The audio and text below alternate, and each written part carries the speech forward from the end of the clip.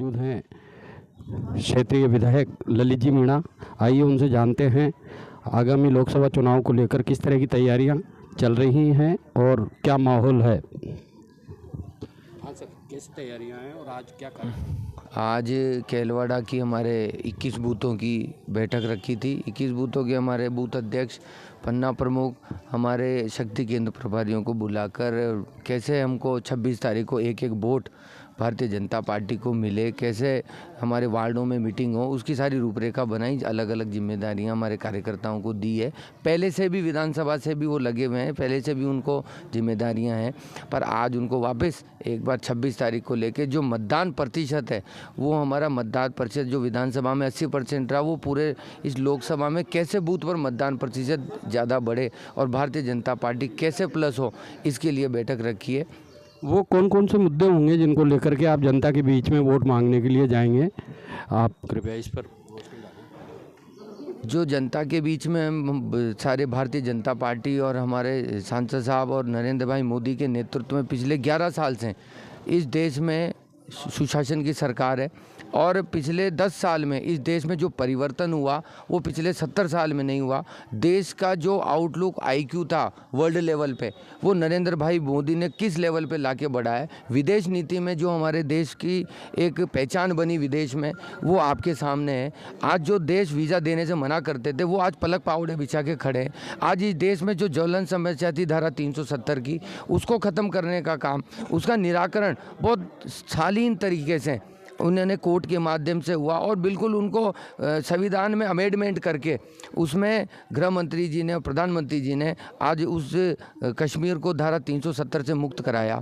400 साल से जो मंदिर हमारा विवादित था, जिसको भगवान रामलला जो टेंट में विराजे थे, उसको बिल्कुल शांत प्रिय तरीके से उसका सोल्व करके आज वो उन्होंने इसको बनाने का काम किया।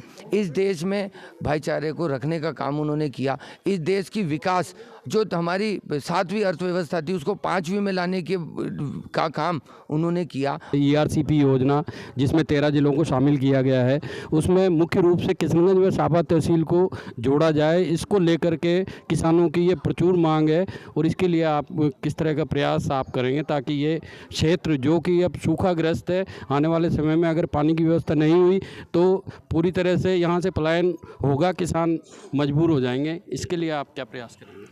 जब से राजस्थान में भारतीय जनता पार्टी की सरकार बनी है और इस जनता ने जो आशीर्वाद दिया, हमने काम उसी दिन से चालू कर दिया। हमने इस क्षेत्र को जो ERCP की DPR अभी जो बनी है और जो समझौता हुआ है MP, मध्य प्रदेश और केंद्र सरकार के हमारे जल शक्ति मंत्री जी को हमने पूरी विधानसभा का एक खाका खींच के दिया है कि हमारे रामगढ़ के पास जो बांध बन रहा है, उस महलपुर के यहाँ उससे जो पानी जा रहा है उसका लिफ्ट करके हमको नारगढ़ और केलवाड़ा में दिया जाए और जो हमारी पुरानी सिंचाई परियोजना है राड़ी और नवेली, उसको भी इसमें लिया जाए। हत्यादह पिछली बार 2018 में बजट में दे दी, तो वो डैम बन रहा है अभी और उसमें 6 गेट लग के अभी तैयार है। कुछ फॉरेस्ट की NOC आना बाकी है। नारगढ़ पूरा क्षेत्र हमारा पानी से वंचित है, उस क्षेत्र को हमको परवन से जोड़े या ERCP में DPR बनाकर वहाँ से हम ERCP का मतलब ही यही कि मध्य प्रदेश और राजस्थान का जो कोलैबोरेशन हुआ है उसमें कैसे पानी हमारा डिस्ट्रीब्यूट होकर किसानों को मिले। ऐसे तलेटी क्षेत्र जो शाहबाद क्षेत्र है, उसमें करई का एक 1980 में जो समझौता वो DPR बनी थी, उसको हमने ERCP में लेने के लिए ज्ञापन में पूरा बायोडाटा दिया है। परसों हमारे पूर्व मुख्यमंत्री हमारे राष्ट्रीय उपाध्यक्ष जी वसुंधरा राजे जी आई, उन्होंने भी इस चीज़ की चिंता करी कि अभी पानी की बड़ी समस्या है, पीने की भी, और सिंचाई तो दूर की बात है, वो तो है ही सही, और 700 फुट तक पानी नहीं है लोगों के यहाँ पर। तो इस क्षेत्र में स्थायी समाधान हो, इसके लिए उन्होंने मेरे को कहा, AC एक्शन साहब को, कलेक्टर साहब को उन्होंने कहा, और हमारे